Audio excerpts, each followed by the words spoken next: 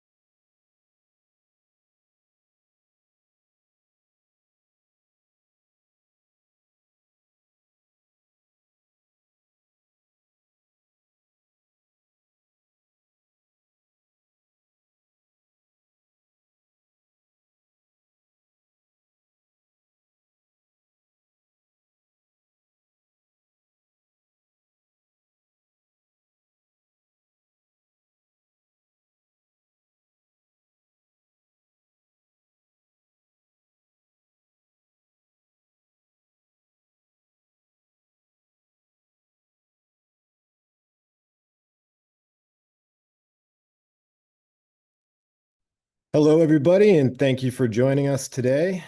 We are about 30 seconds after the hour here. We are going to, as I do every time, give everybody till about 2 minutes after the hour to join. Got a lot of stragglers coming in from late meetings and all that. Uh, in the meantime, thank you again for joining. Please use the chat functionality. Let us know where you're dialing in from. It's usually pretty cool to see all the different places around the world that folks are joining from.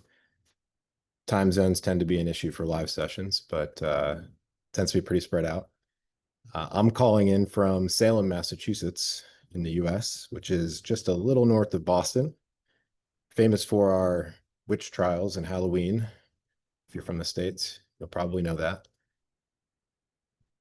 All right. Canada, Arizona, Texas, UK, Atlanta. Chrissy. What's up, Chrissy? I don't call you out by name in this presentation, but I do talk about your story for a minute. So, and Talia as well. A couple friends from Full Story. Thanks for joining. Chicago, Germany. Awesome. If you're just joining, thank you for joining. Please take a second to say hello in the chat. Let everybody know where you're calling in from. I'm Eric Keating. I'll tell you more about myself in a second, but you are here for the Scaled User Engagement Workshop, which is essentially a live presentation of the course content or the key parts of the course content that we released about a month ago called Scaled User Engagement.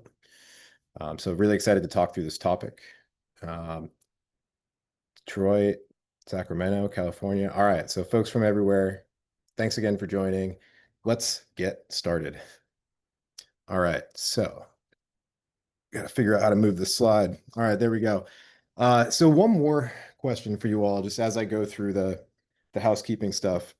Is there an experience from a product or a brand that really stands out to you or was particularly memorable for some reason? If so, please let us know in the chat. Sarah already chiming in with the script, ABT. I don't want you to, have to write an essay or anything, but if there's something specific about that experience that stood out to you, why you're bringing it up, would love to see that. And yeah, so start dropping those in the chat. I'll just go through a couple of housekeeping items here, and then we'll come back to that. So I'm Eric Keating, like I said. I head up marketing at AppQs. I've been at AppQs for a little over 6 years, so I've seen some stuff. And it's been an awesome ride. And one of the things that I've loved about working at AppQs is, and this is kind of common in my career, is I get to talk to a lot of people who are dealing with the same challenges and opportunities that I am in my role. So at AppQs, marketing team is really the champion or primary user of our own product internally. So when it comes to engaging our customers and users at scale, doing so with automations, et cetera, we have a lifecycle marketer on our team and our product marketer, so Bill and Anna, and they put out some really great content through our Made with AppQs publication. So if you haven't heard of that or you haven't checked it out, please do. Lots of really interesting stuff in there. We're dealing with a lot of the same, like I said, a lot of the same stuff you all are. And we want to commiserate and we want to work together to do great things. So yeah, so I've got that context, right? And I've been at like primarily product-led organizations for quite some time. So scaled engagement has always been an important part of my role throughout my career. So today we're going to just spend a few more minutes on intro here, and then we'll go through the curriculum of the course, and we'll do some Q&A after. I don't want you to wait around to submit questions. So if you have them, please drop them in the chat. I would love to see them and react to them in real time. I'll do my best to do that. And that's about it. Yeah. So at the end, you should have all the information you need to get certified and earn the badge, the Scaled User Engagement badge. So you'll see that here. So if you do take our course or just take the content, what you learned from this webinar and go take our assessment, which I can provide a link to, then you will earn a badge. If you pass that assessment, you'll earn a badge that you can put on your LinkedIn profile, share with others. It's unique to you, right? So you got your own ID attached to it, et cetera. And you get the certificate. And yeah, it's I think, especially these days, something that you can be pretty proud of and use as a lever for credibility in your career as you're going out there looking for new gigs or looking to level up in your own company. All right. So just coming back to this. So Sarah mentioned a script. Sarah, it's the only video platform that guided me through their AI program while the file uploaded. Cool. So making use of maybe dead time, waiting for a file to be uploaded to be guided. That's pretty cool. I like that. And Lisa shared TechSmith always has so much training and examples of how to use their products in virtual interface or virtual conference last summer was one of the best you attended. They make product updates really exciting. Cool. So we will talk a little bit about making messages exciting. A lot of us, I'm sure, have seen messages like, check out this new feature. Tell me why, right? Let's make it exciting. We'll go through a little bit of that today. That's cool to hear. If you've got more to share, go ahead and come back to them later. We're just going to start off here with a little state of user engagement. So we ran a survey late last year. Actually, was it earlier this year? Within the last 6 months, right, on the state of user engagement. And really just one big takeaway I wanted to highlight, which is the discrepancy between how many respondents indicated that activation and retention is a top business priority and how few of those same respondents were actually achieving their activation and retention goals. All right. So most respondents were not satisfied with their results, but most said that it was critically important. So that's really the gap we're going to highlight here. People know they need to invest in user engagement, but they're not investing in the way that actually impacts the bottom line. All right, so that's what we're going to talk about today. We're going to bridge that gap for you all. I think one of the quotes I wanted to start with here is from Wade Foster. He's the CEO and co-founder of Zapier.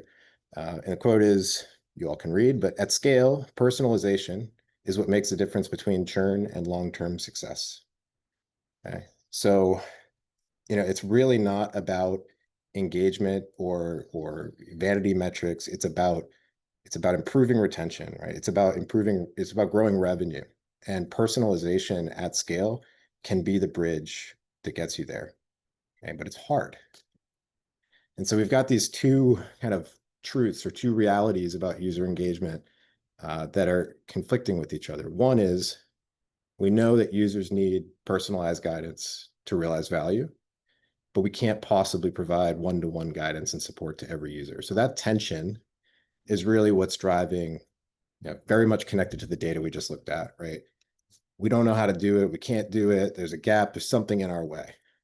And what ends up happening in this situation, if you don't bridge it, is that you end up delivering very disjointed experiences to your users, right? They're largely ineffective, and you're not hitting your numbers.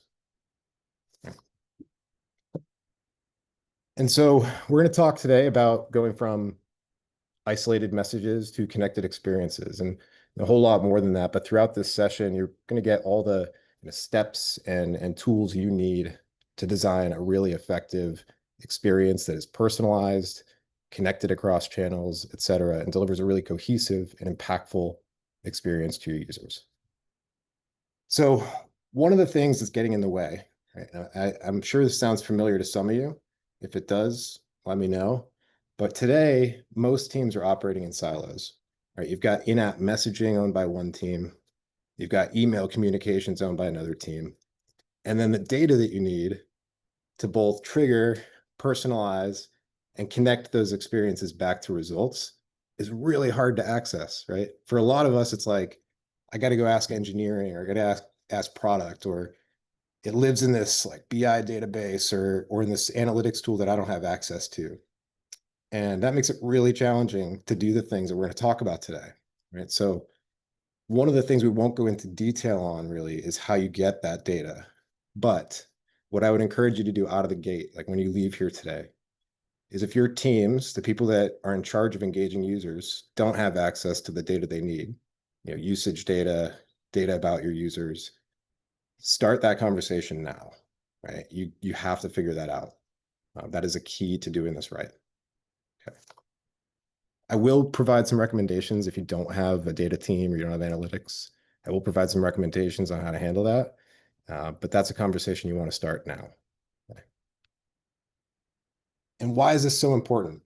I just threw some stats in here. Okay, these are some stats not from AppQs, not from our survey, but pretty credible sources. 50 milliseconds is the time it takes to make an impression. Okay, so people are forming opinions about your product, your business, et cetera, in milliseconds. Okay, so you've got to deliver an experience that resonates with them immediately and as soon as possible. 84% of folks say the experience of using a product or the experience of engaging with a brand is as important as the products and services themselves. That's pretty important, 84%. And then lastly, 1.7x higher retention. It's not 1 point, it should be 1.7x higher retention in business terms, right? So that's real revenue impact when you deliver connected experiences. Okay. So again, we're going to really shift from thinking about clicks and opens and did this person, open this email and click through it and get to this feature? More we're going to focus on, did they adopt it? Did their usage patterns change? Do those usage patterns correlate with revenue retention or expansion, right? So we're going to focus really on the business impact because that's how you can build credibility internally. That's how you can build a case for more investment here. So we'll talk about a lot of ways to do that. And in general, at a high level, what we're talking about here is instead of treating channels as separate entities with different goals, we're going to view all touch points across channels within a specific journey or flow as cohesive, one experience working together. And then another big change we're going to make is that instead of starting with the channel, like what should our email say, we're going to start with the user moment, right? What did somebody need when they first create a project as an example here, but when they get this email, what is the action, behavior, or lack thereof that's actually triggering this communication? And then how do we tie that message back to that moment? I mentioned this earlier, Christy and Talia are here, but just wanted to share a quick story about what Full Story did. So we did a webinar with them a couple of months ago where they went through this in detail. But their job is, or one of their tasks or jobs or priorities was to improve activation rate within their specific user segments. And the first one they rolled out was to product managers, which is one of their user segments. And they created a multi-touch email series that also takes into consideration what they're seeing in the application, tying it all together with cohesive messaging. And when they did this, right, when they did what we're talking about today, they saw pretty incredible open rates and click-through rates above industry average, but they also saw a 14% increase in their activation rate, right? And when they were able to say, hey, putting this connected, personalized sequence together improved our activation rate by 14%. Well, now I can go back and say, okay, 14% increase in activation rate. I can tie that to revenue. I can tie that to retention, right? That makes a difference. And you're gonna get a lot more attention internally, get a lot more buy-in from leadership, and make the investments you need, like getting access to the data that we talked about a few minutes ago. Okay. So that's kind of the high level. And now we're going to go into the step by step. And I might have to move through it a little quickly because I'm going to try to get through it in about 25 minutes. All right, so here we go. So the first thing we want to do, finding our perfect moments. So a few minutes ago, I talked about data, how important that is, making sure that messages are starting with the moment, the action or the lack thereof that triggers it. So we're going to talk about the moments that really matter, especially when we're doing scaled engagement. Go to another quote here. So Brian Halligan, co-founder, chairperson at HubSpot, was the CEO for quite some time. Customer data is the compass that guides your experience strategy. What does this mean? What does this look like in practice? Let's talk about it. So high impact moments worth your attention. We're going to talk about, not everything your users do is important. Or let's say it a different way. Not every action they take is a key signal to you, right? There's a lot of behavior data that you get every day. They visited this page, they logged in, they haven't logged in, they opened this email. So how do you figure out which ones are important or high impact versus just noise?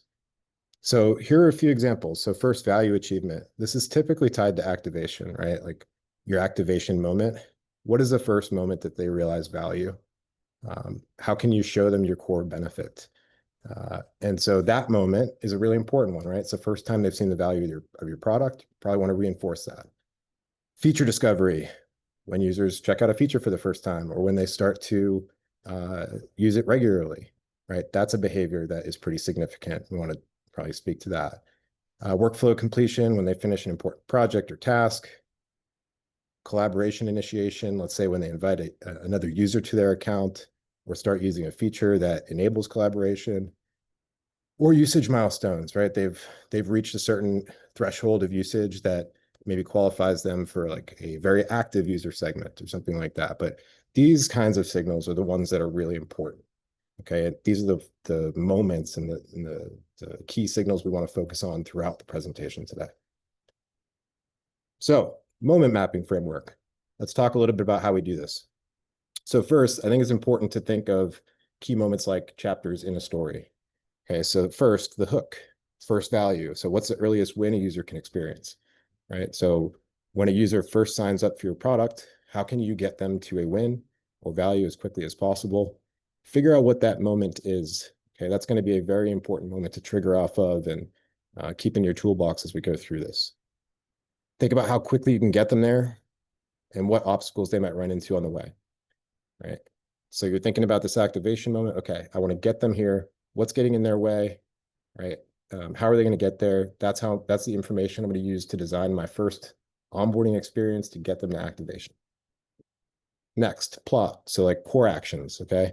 Which actions lead to regular usage? Are there behaviors that your most active users exhibited early on in their life cycle, right? Are there certain features that typically correlate with more regular usage or more value?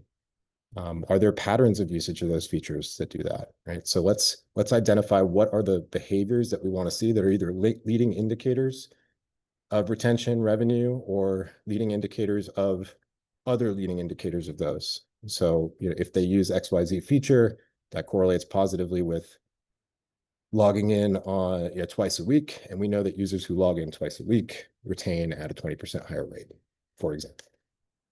And then lastly, the climax of your story, right? So like power user moments. What do the best users have in common? What are they doing? What are the users that and the customers that expanded from your good to better package? What did they do?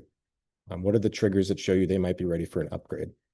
Right. So this is a good, simple framework to think about these key moments and categorizing them, kind of grouping them in stages throughout your customer's journey.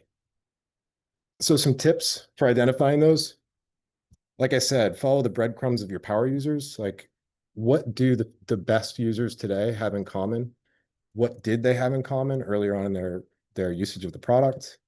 Are there, XYZ actions that we know if we can get a customer to do this early on, they have a 50% more likelihood of becoming a power user? Right? So this is the kind of thought process for this first one. Second, natural progression points. So it's kind of related to like the expansion one, right? Are they ready for an upsell on a premium feature? Um, let's look for behaviors that show that they are, right? And one of the ways you can do that is by looking at the customers who did upgrade and what did they do before they upgraded, right? Was there some kind of common trend in their behavior that we could use to say these customers who are doing these things are ready to be upsold to a premium feature? Places where they struggle, getting ahead of friction, removing obstacles in the way of getting to that key value moment, and then tracking completion, not just initiation. So this is going to go play into a lot of the what we'll say about metrics today, which is it's really not about getting somebody to take an initial action. It's about getting them to take the ultimate action you want them to. So instead of clicking through an email or just visiting a feature, how can we measure and look closely at the users that actually adopt that feature and it becomes part of their workflow, right? And what do they have in common? Cool. So once we've identified those key moments, right, which are going to kind of serve as the foundation for our flows and our journeys we're creating, next is choosing the right channel. So it's not just when to engage, but how we're going to engage. So I'm going to go through some pretty high level stuff here on selecting channels, what they're good for, et cetera. But the thing I want to make most clear is that I don't want you to be thinking about in-app versus email versus push or whatever channel you're thinking about. I want you to be thinking about how these channels will work together to drive the ultimate outcome you're trying to drive, right? So when you're choosing the channel you're going to use in each moment and each stage of the sequence you're developing, these are some pretty decent guidelines on what channel is best for what, right? So in-app, highly contextual, right? It's they're using the product, they're experiencing friction, you can address it in real time, feature announcements, quick wins, et cetera. What it's not good for is really complex explanations, recovery campaigns. If the user's not in your product, you're not going to reach them with an app, right? Whereas email, great for re-engaging, great for detailed explanations. You have a lot more real estate. You can reach people outside of the application. Not so great for urgent updates and context-dependent tasks because they're not going to open that email in real time, and it's certainly not in context. It's in their inbox, right? And then mobile push, great for very time-sensitive updates, important alerts, et cetera. Not so great for complex information, educational content. Very little real estate in a push, right? So these are pretty common sense, but I think it's really important to know what channel is best for what. I think we've all seen them used for in the wrong way more than once.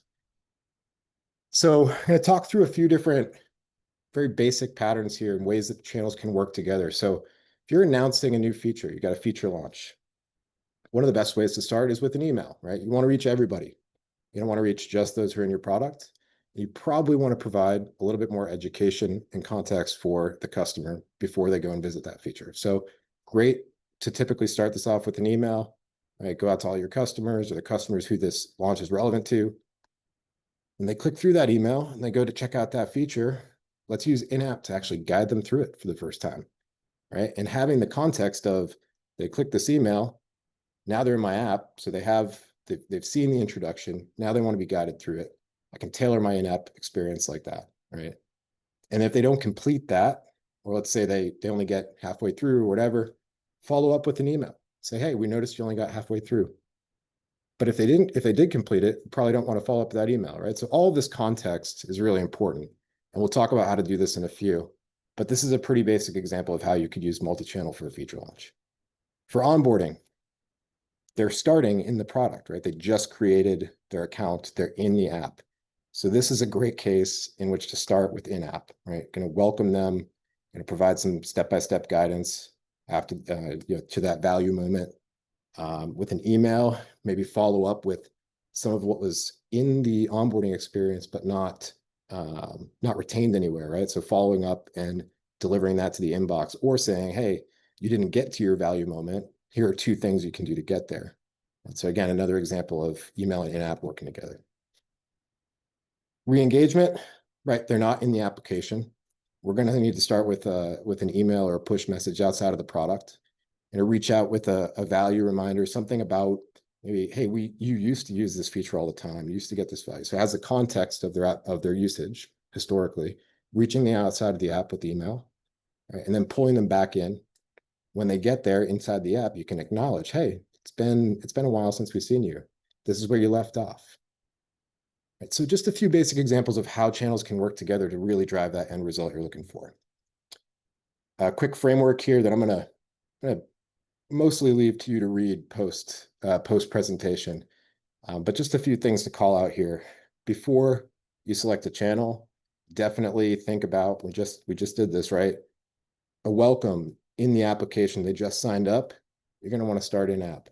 They're not engaged in the application. They haven't logged in 60 days. You can't start an app, right? So just think about the context before you decide on which channel you're going to use. Right? Then determine your sequence of messages based on the behavior that you want to see from your users, the actions in the order in which you want them to take, making sure the channels are working together as we just went through. And then I mentioned this in passing, but if a user gets an email about a new feature, comes in the application and fully adopts it and completes that experience, we don't need to then go to an email and remind them. So let's branch them off and say, for those who completed, they'll have this different experience than those who didn't complete. Right? So these are just some of the things you want to keep in mind as you plan it out. Spend a couple minutes on crafting messages that convert. So we've figured out the moments. We've mapped the channels. Now we got to write the messages, okay? And I think this is critically important for anybody who's writing messaging. If you've been in marketing or you're in marketing at all, you know this, but your best message is not about your product. It's about how the customer will change for the better, right? It's about them. So most messages today, I think, are still, even though this is pretty common knowledge, is the best way to message, most messaging is about us, and it's not about our customer, right? It's like, check out our new feature without any context of what the user needs, or like, don't miss out on this thing. Maybe they've never expressed interest in it, seems irrelevant, or come back and try something, and they've never actually used it, or they already use it regularly. So it's about the context of the user, making it super relevant to them, and always focusing on them first. So some of the ways you can do that. So instead of try our new feature or our new template, try something like need to create that quarterly report again, right? So we're acknowledging they've done something before. We know that this is valuable to them. Our new templates that we introduce can save you 2 hours, right? Super relevant, super contextual for the user. Instead of upgrade your plan today, looks like you've used 90% of your storage, ready to level up. It's about them, right? It's about what they've done. It acknowledges that we understand them. Instead of our latest update includes improved collaboration features, invite your team in one click and start collaborating today. It takes the mental load, right? Makes it sound easy. And as soon as they do this with one click, they'll be able to start collaborating. So it's more focused on the benefit. A few tips for channel-specific messaging in-app. You want to keep it brief. Use some visual hierarchy. You want people to be able to parse it very quickly. They're trying to get work done. Don't get in their way, right? Make it quick, make it valuable. Email, obviously subject lines, preview text. You got to get someone to open the email before it can get the message to them. So that's super important. Singular focus, but you can get more rich with your detail here. You can provide more context and information, education, etc. Push notifications, a little similar to in-app, super short. You want to keep it front-loaded. It typically drives somebody back into the application versus being a standalone message. So you want to make that call to action very clear. And this is a message checklist, perfect message checklist, we call it here. One of the checklists that we go through internally when we write messaging. Is it triggered by user behavior? So just something to always check that's tied back to a key action or moment. Does it acknowledge their context? You just saw a couple of great examples of that. Is the value clear immediately? Is there one clear action? Right? Is it focused? Do they know exactly what we want them to do? Could it be shorter? Right? Always look for ways to make your messaging shorter without leaving out critical information, of course. And is it working in concert with other touch points? Again, we don't want to send an email to somebody who just went through an in-app tour and adopted a feature about how they should adopt a feature. Right? So context is key. Now, we've talked about the moments, we've talked about the channels, we've talked about the messages. Let's now talk about connecting these different touch points that are each on their own individually effective and well-designed for the moment, and let's bring them together so they work together to drive the results that we really want to drive. So we're going to go through a few steps here. One, the entry point. And so every experience, every flow journey needs a clear starting point that initiates it, right? So we've talked about this a little bit, but when a user takes a specific action that is key, right? It's one of these moments we identified in the first part of this curriculum. That's the key to starting this journey. Okay, what's making it contextually relevant, acknowledging that we know what the user was doing, right? Clear value prop. We just talked about some of this stuff, but it's really about showing the user that we know you, we get where you are. This is not just, when we talk about personalization, it's not just Eric. Eric adopt this feature. It's Eric. We know you've used this feature before. We just leveled it up. That's why you should come check it out. Two, the journey path, right? So this is, once the flow begins, we're going to follow a path through a sequence of touch points. So we just talked about choosing the individual messages and what's the right message at each step. Now let's connect them into a logical path. Not everybody will follow the path exactly.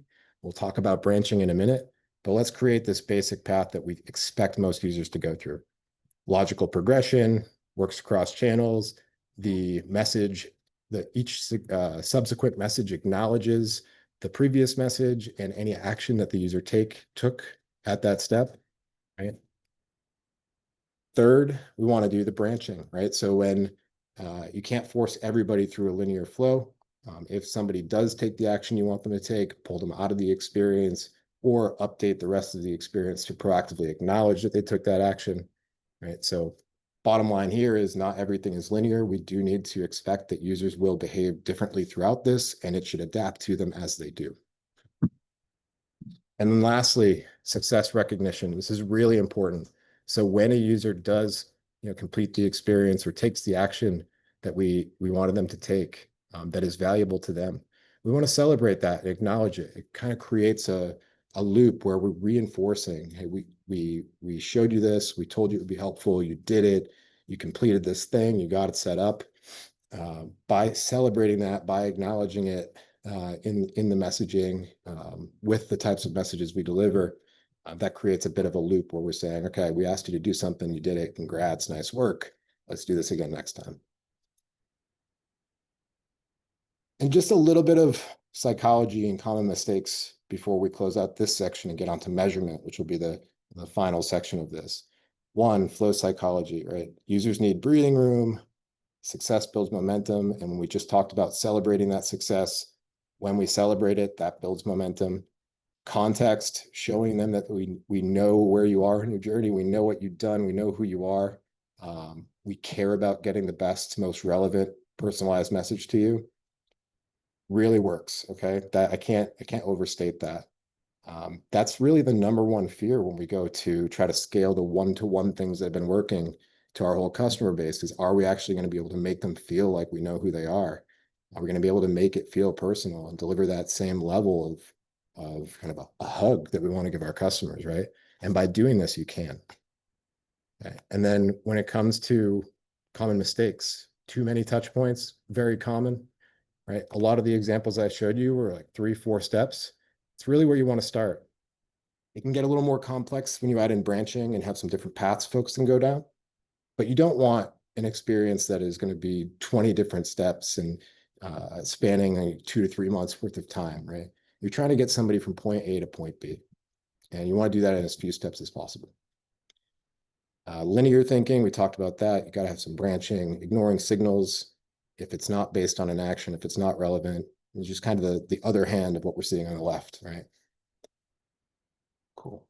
All right, so last section is going to be measuring what matters. So when we put together these journeys, when we get the right trigger, the right moment, the right data, triggering the right message in the right channel, in the right order, and those channels and the sequences of touch points are working together.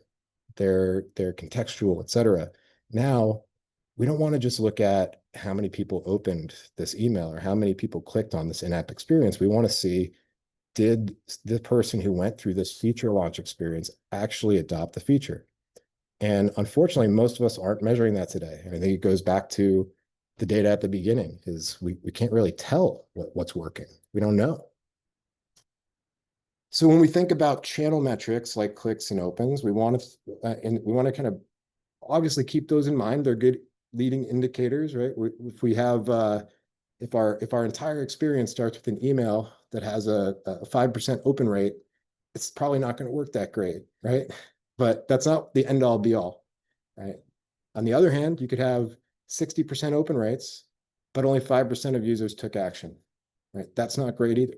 So at the end of the day, we want to focus on the metrics that actually matter to your business, like feature adoption, like percent of users that converted, or if you know it, how many people did this thing or took this action that we know correlates with long-term retention or higher retention rates. So that's the shift we're going to be talking about making here. When we talk about those metrics, what are the important ones? When it comes to activation, I think there are a few that are really important. The first is activation rate, which I didn't even list here, but the percentage of users who actually get to that activation moment and get to value, right?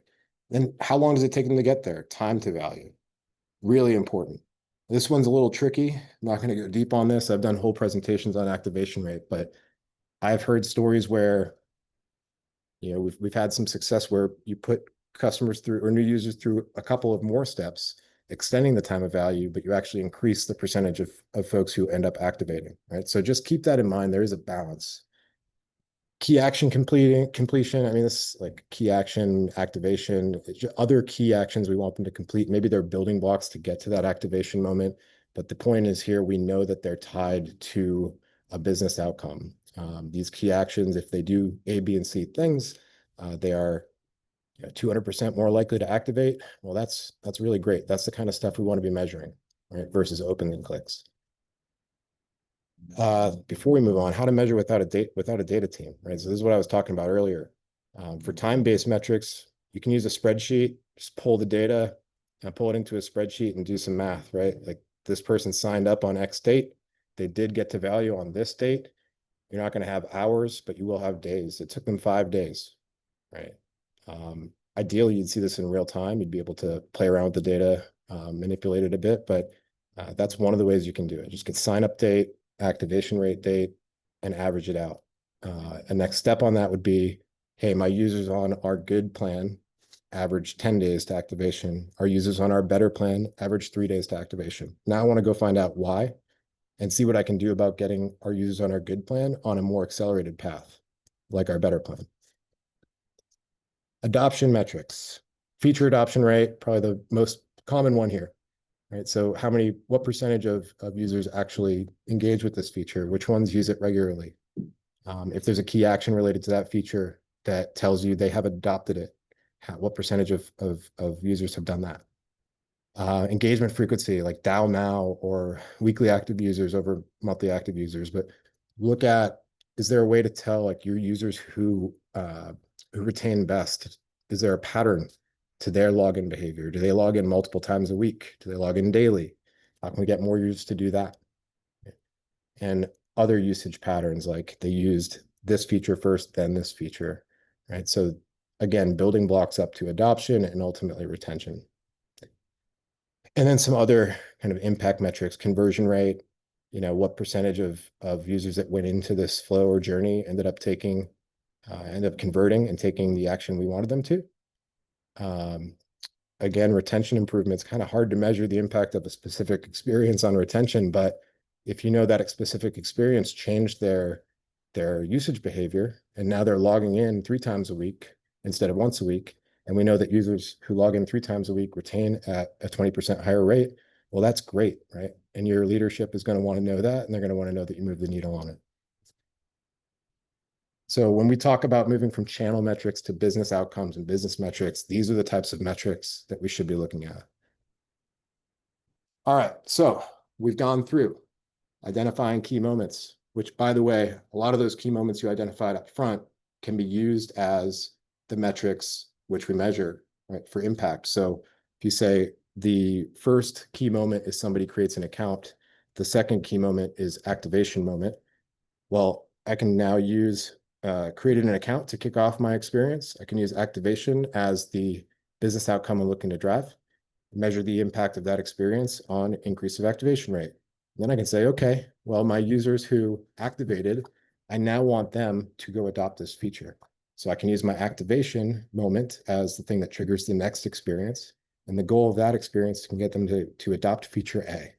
Right? And now I can look at what percentage of people who entered this experience ended up adopting that feature. Okay, so those are the kind of bookends for your experience. And then in between, it's all about choices. What channel, what message, what segment, who am I targeting, etc. Okay, so that's how it all comes together. There's a lot more to learn. The course goes deeper on each of these topics. But before we wrap up, what I'll go through is a quick 30-day action plan here. And I'll keep it a little high level. You will get these slides. You will be able to download a bunch of resources that include this checklist, etc. So week one, you're going to choose a starting point from one of the suggestions. We usually say feature adoption, onboarding, or re-engagement campaign is a really good place to start. They tend to be pretty simple. One, created an account to activation for onboarding, right? Two, they met criteria to get into a feature experience program. They've actually used the feature. Re-engagement, they haven't logged in 60 days, they logged in, right? Pretty straightforward and very key parts of your experience overall.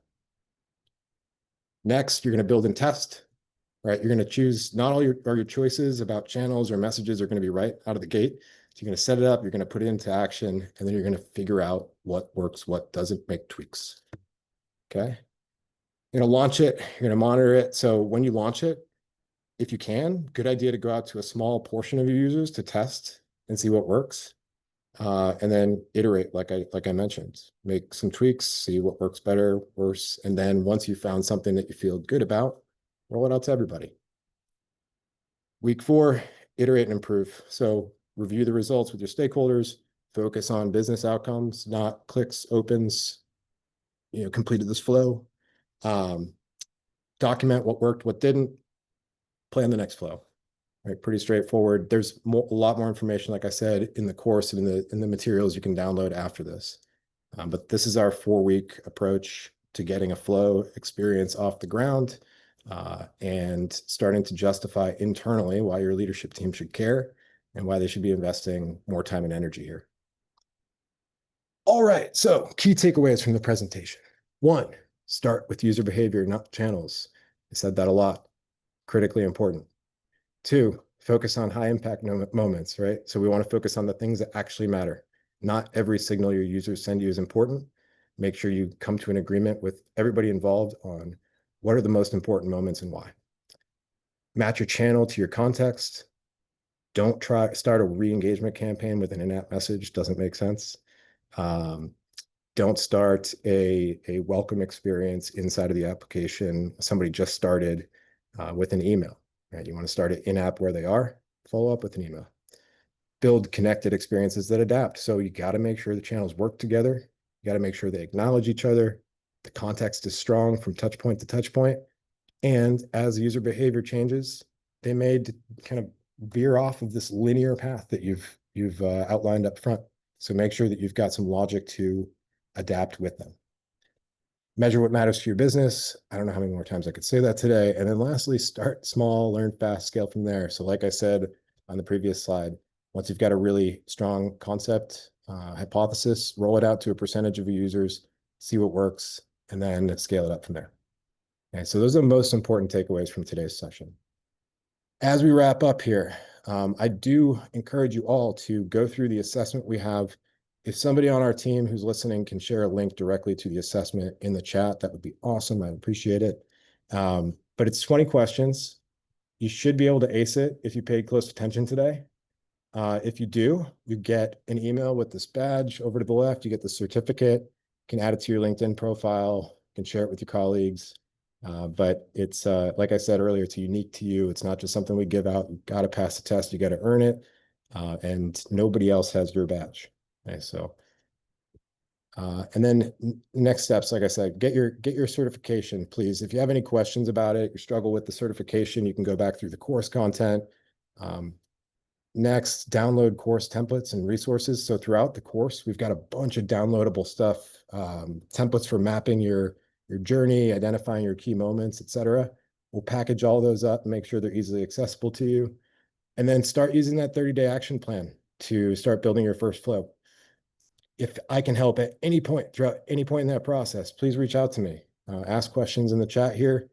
Um, but yeah, I would love to, if anybody goes through this, the 30-day action plan, gets a flow live, and regardless of whether or not you see results, I'd love to hear about it, how the experience was, any feedback you have on the framework to make it better. I'm all ears. All right. So before we wrap up, I was not able to actively monitor questions throughout, but did we have any questions? Let me take a quick look. I'd love to get a link if possible. I will definitely send a link, a copy of the deck, and I believe we'll be able to package up these resources for you into a single link as well. But if not, they're all throughout the course, and you can go through and grab those at any time. Not sure I saw. Oh, we got another question. If you get overwhelmed with all of this, what's a reliable point to return to? I think personally, the best way to start, the most natural way to start, is with an onboarding experience. Okay, so the data that we need, somebody created an account. That's one of the most reliably accessible data points you can find about your users in most organizations. It gets into like, once they start using the product and adopting different features and we're looking at usage patterns, that's when it can get pretty difficult. But out of the gate, everybody's starting from the same place. You know that data point is pretty reliable to get. If you don't already know what your activation moment is or have a strong hypothesis on that, I think you need to encourage your team, I don't know if you're empowered to do it, but to find that moment. It's a really critical moment for anybody in a software business, and you need to know what it is. So start with onboarding, start an app, follow up with email, pretty straightforward logic. There won't be a lot of different paths. There won't be as many different paths users can take right when they create an account. So it's a little easier to navigate. Let's see. Somebody wrote, how do you know the difference between bad software trials and just bad onboarding flows on our end as a company? Let's see. How do you know the difference between bad software trials and bad onboarding flows? Okay. Well, so I'm reading this as, how do I know if it's kind of like our product, our UI of our product, or if it's the experience that's leading to poor activation rates? Uh, it's really difficult to tell. I mean, you got to probably form some perspectives on that by going through each of them independently.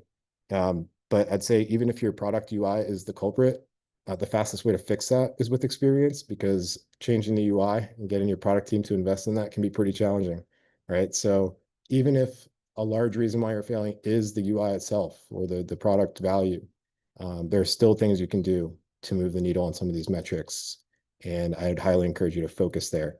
If you hit a ceiling when you're doing that, you feel like you've done everything you can, bring it back to the company and say, hey, this experience is excellent. Every leading indicator, every KPI is showing us that it's working, but ultimately, activation rate is just not getting there, or people activate and then fall off, right?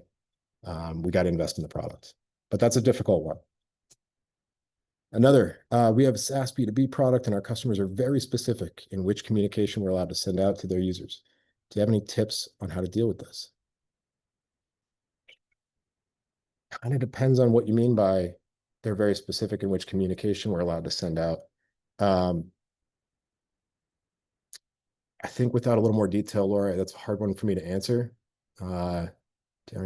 Just say like getting aligned on the approach, really kind of going through this content, saying, hey, these key moments are going to be the anchor points for starting and ending experiences. We know these moments are important because if we have data that shows that if a user does this, then does X, then Y. And when we deliver this experience, we get a lot more people to do X. Well, maybe then you can make a case to get the buy-in, alignment, agreement to send that message. Right? Just thinking aloud here. A couple more. How do we know the difference between bad unqualified leads, bad unengaged trial starts, and bad onboarding in our end as a software company? Uh, Another one that I could answer 100 different ways, but I think the best and most simple way to start is just to say, okay, forget behavior for a second. I'll rarely say that. But what are the firmographics or attributes of this person? Are they generally in line with good fits for our business? If so, then we should be able to improve their experience and get them, deliver a better onboarding experience and get them to ultimately become a customer. But if they are bad fits on paper, right, forget about behavior. They're in the wrong industry, wrong title, wrong type of company, whatever. That's the best place to start if you haven't done that already. And we got one more question and then we'll wrap up. What is your advice for products that require a heavy lift before value achievement? Setup is quite a bit of work on the admin trial user. Okay, so Jeff, this is from Jeff Hughes. Jeff, when I mentioned earlier the time to value kind of caveat, and I referenced a story, I was referencing a story from a company with a bit more of a lift. To put it super simply, keep it quick, they they helped their customers build and publish websites. Okay. And what they found was when they reduced time to value and got somebody to the publish moment as quickly as possible, but when they got to that moment, there was some friction versus asking people to do more upfront and go through a little bit longer and more intensive onboarding experience. What they found is that they got more people through to that publish moment in the first one where it was tighter and less intensive. But the percentage of people who ultimately published, or the count of people who ultimately published from each cohort, was way lower for the low lift onboarding. And for the higher lift, more intensive onboarding, fewer people got to the publish moment, but a much higher percentage of them published, and ultimately the count of people who published was higher. So in their case, asking users to do more work, I think the psychology of it was if I asked them to like name their website up front and create a URL for it and put some descriptive copy in, I've asked my user now to think through this stuff in more detail, and they're more committed, they're more set up, they're more bought in when they get to that publish moment, right? So they're more likely to ultimately publish. Obviously, some of that heavy lift will deter some of the tire kickers or less engaged new users. But I think that's a helpful story maybe for you, Jeff, is just to think about like, what can we ask them to do that's going to build incremental value throughout this process? And we're going to ask them to do some things that might require a lift, but at each step that they do something, we're going to show them that, because you did that, we're now able to deliver this more personalized experience. So going back to context, or because you did that, you're now X% more likely to be successful with our product. Anyway, those are a lot of great questions. Thank you very much. If you have any others, my email is eric@appcues.com, Eric with a C. You can also reach me on LinkedIn. Please connect with me if you're not already. And yeah, I'm happy to help whenever. So just give me a buzz. All right, everybody. Thank you again. Much appreciate your time. I appreciate your time. And we'll see you around. Thanks again. Talk soon.